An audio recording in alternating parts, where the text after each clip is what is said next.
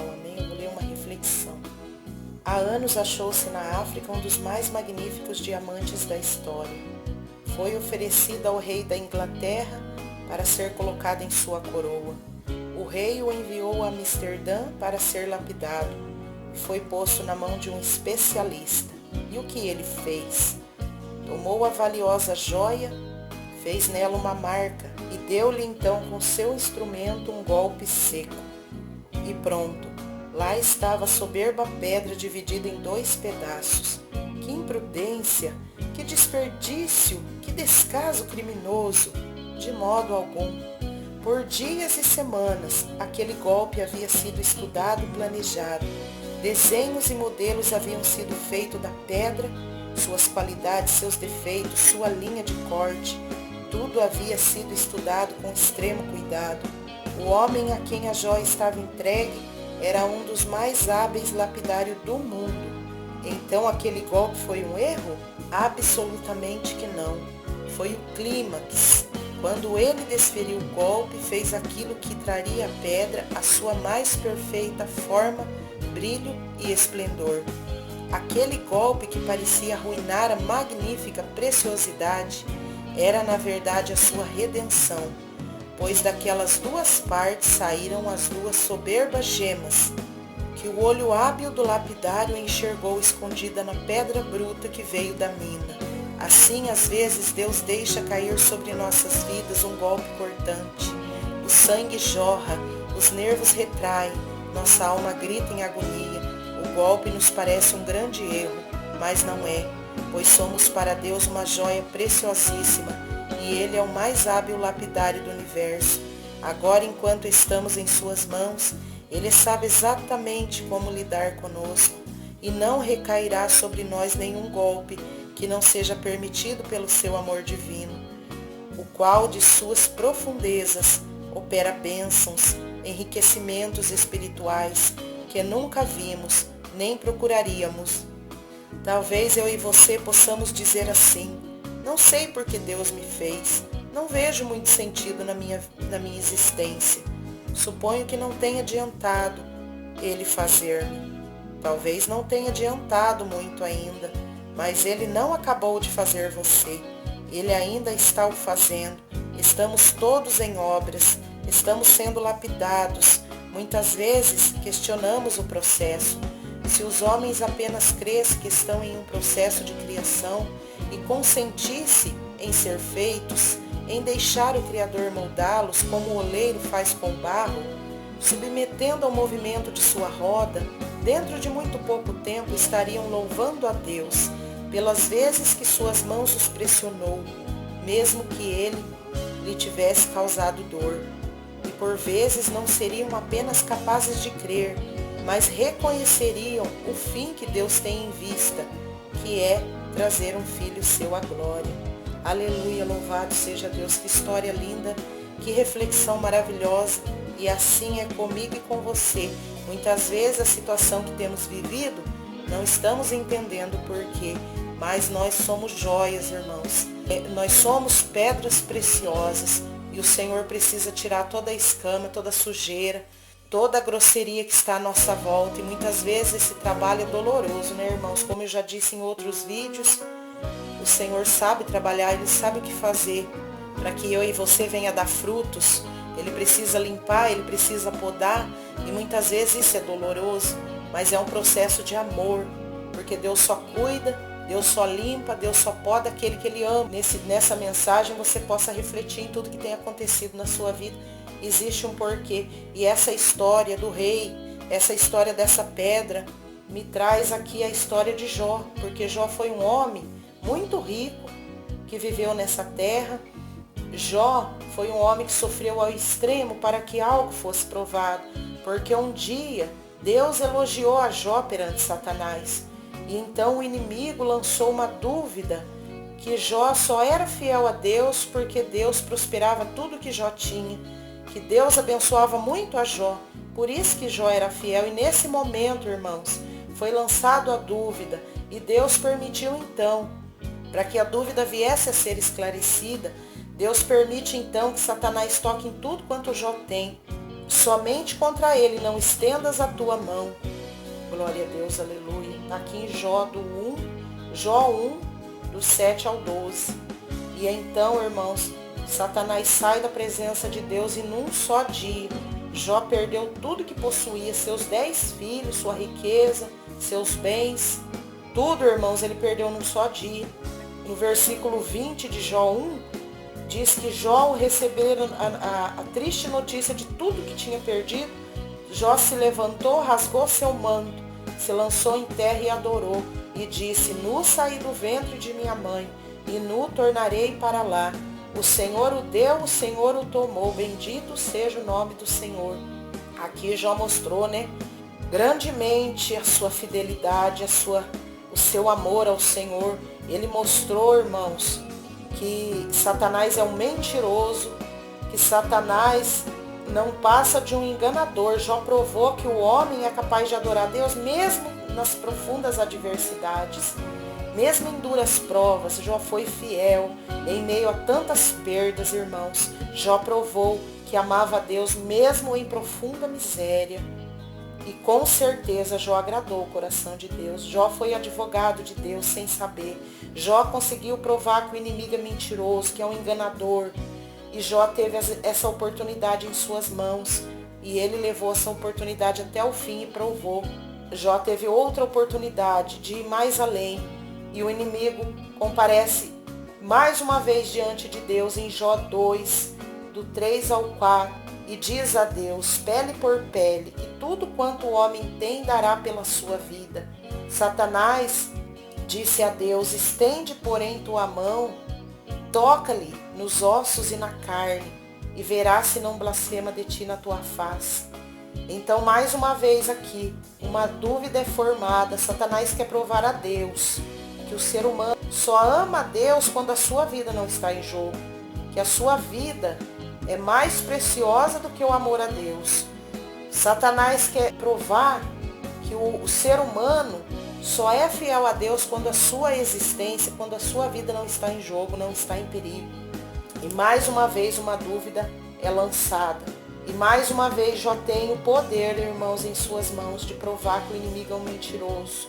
Glória a Deus, aleluia. Deus então permite que o inimigo toque na saúde de Jó, mas Deus dá uma ordem: poupe, porém, a sua vida. Na vida dele você não vai tocar. Você pode tocar na pele, na carne, porém não na vida dele. Isso aqui nos mostra o que, irmãos? Que o inimigo, ele só faz o que Deus permite. Ele só pode ir até onde Deus o deixa ir. Ele só pode tocar naquilo que tiver a permissão de Deus. Então, meus irmãos, até o inimigo é um instrumento para o nosso crescimento espiritual. Até o inimigo é usado, irmãos, para que eu e você venhamos ser soldados valentes. Até o inimigo é usado como instrumento para esse crescimento. Então, Jó, mais uma vez, tem a oportunidade de provar a mentira do inimigo. E Jó é tomado de chaga maligna. Jó teve sua carne putrificada. Glória a Deus, aleluia. Jó cheira mal, sua pele minando água, cheirando mal, necrosada. E Jó, nesse martírio de sofrimento, nessa profunda agonia, Jó não se corrompe, mas ele debate com Deus. Nessa extrema agonia, nessa extrema dor, nesse extremo sofrimento, Jó faz muitas perguntas e queixas a Deus, porque Jó é humano, irmãos. Jó é carne e osso, como eu e você. E Jó faz então 16 perguntas a Deus. Por que, Deus? Por que de todo esse mal, Senhor? O que eu fiz, Pai? Será que eu pequei contra ti? E aí Jó se lamenta, e Jó levanta aos céus 34 queixas. E Deus, por sua vez, irmãos, faz 70 perguntas para Jó. Jó se queixa, Jó pergunta, mas Jó não blasfema. Então, em Jó 38:3, Deus diz assim a Jó: cinge agora os teus lombos como homem, perguntar-te-ei e tu me respondes. E aí Deus começa a fazer a Jó 70 perguntas. Deus faz 70 perguntas para Jó. Responde nenhuma das perguntas que Jó fez a Deus, porque Deus não tem o dever, irmãos, de nos responder, de dar a resposta daquilo que queremos. Então aqui Deus começa a perguntar a Jó: onde estava tu quando eu fundavas a terra, quando eu lançava as estrelas no firmamento? Quem encerrou o mar com portas quando transbordou e saiu da madre? E Deus foi perguntando a Jó. Glória a Deus, aleluia. E Deus foi perguntando, irmãos, e Deus foi perguntando, e Jó foi se encolhendo, e Jó foi se encolhendo, porque Jó não sabia responder nenhuma pergunta, já que Deus estava lhe perguntando. No 42:2, Jó diz: bem sei que tudo podes, e nenhum de teus pensamentos pode ser impedidos. Glória a Deus. No 42:3, irmãos, na parte B diz assim: por isso falei do que não entendia, coisas que para mim eram maravilhosíssimas e que eu não compreendia. E no versículo 5 do Jó 42 diz: Jó entende o porquê de todo aquele sofrimento. Ele diz: como ouvir dos meus ouvidos, ouvi, mas agora teus olhos me podem ver. Aqui Jó entendeu a soberania de Deus, a grandeza de Deus, porque Deus muito lhe perguntou e ele não soube responder uma só sequer pergunta do Senhor. Ele viu a grandeza de Deus, ele viu, irmãos, que ele perguntou coisas que estavam fora do poder dele, né? Fora da compreensão dele. Então, mais uma vez, ele viu a misericórdia de Deus, ele viu, irmãos, a grandeza de Deus, ele reconheceu o poderio de Deus. E aqui, quando ele diz: com o ouvir dos meus ouvidos ouvi, mas agora te veem os meus olhos, Jó, mais uma vez, mostrou que o inimigo é um mentiroso. Jó entendeu também que todo aquele sofrimento fez com que o brilho que estava dentro dele fluísse, que aquela aflição o fez ver Deus, irmãos. Ele viu Deus com toda a sua grandeza. Jó deixou que aquele diamante precioso fosse visto por todos, irmãos. Eu creio que Deus se agradou tanto de Jó, irmãos.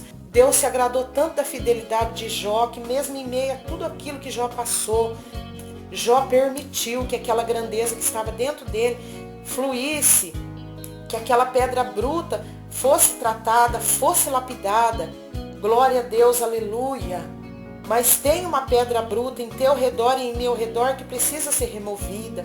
E essa remoção, como foi com Jó, pode doer, irmãos, mas no final você poderá dizer como Jó: os meus olhos te veem. E aqui no versículo 42, do 10 ao 16, Deus restituiu tudo que Jó perdeu. No 42:10, o Senhor virou o cativeiro de Jó quando orava pelos seus amigos, e o Senhor acrescentou a Jó outro tanto em dobro a tudo quanto dantes possuía. Então vieram a ele todos os seus irmãos e todas as suas irmãs, e todos quanto dantes o conheceram, e comeram com ele pão em sua casa, e se condoeram dele, e consolaram de todo o mal que o Senhor lhe havia enviado.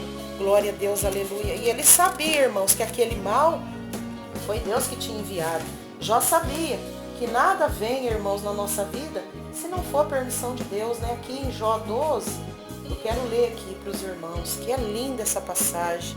Jó 12, no 9, diz assim: quem não entende por todas essas coisas que a mão do Senhor fez isso? E no 10 diz assim: que está na sua mão a alma de tudo quanto vive, e o espírito de toda a carne humana. Isso aqui mostra, irmãos, que tudo está na mão de Deus. Tudo está no poder de Deus. Nada acontece sem a permissão do Senhor. Se o Senhor permitiu essa provação, meu irmão, minha irmã, que você tem passado, essa luta, algo grande Deus vai tirar de tudo isso que você está passando. Algo grande, irmãos, você vai aprender nessa luta. Você vai sair diferente dessa situação. Você vai poder dizer que nem Jó: Senhor, antes eu ouvia falar do Senhor, mas agora os meus olhos podem te ver. Porque você vai sair fortalecido, enriquecido. Porque em cada prova, irmãos, tiramos grandes lições. E nada vem por acaso. E Deus devolveu tudo dobrado a Jó. E no 17 diz que Jó morreu velho e farto de dias. Jó viveu tanto, irmãos. Jó foi prosperado, foi abençoado. E eu creio que essa aflição que Jó passou, essa prova, fez de Jó uma pessoa muito melhor. Ele conseguiu se achegar mais a Deus através do sofrimento, da aflição. Mas Deus o levou grandemente Jó diante dele. Jó foi um homem diferente, irmãos. Jó realmente já era um homem temente, era um homem muito temente que se desviava do mal. mas através de todo esse trabalhar de Deus, através de tudo isso que sobreveio sobre a sua vida, Jó enriqueceu na sabedoria, no conhecimento de tudo aquilo que diz respeito ao Senhor. Porque Deus não lança nenhuma prova em vão, hein, irmãos.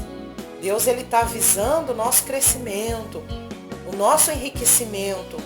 Glória a Deus, aleluia. Então que você venha entender, meu irmão, que você é uma pedra preciosa, mas você precisa ser lapidado.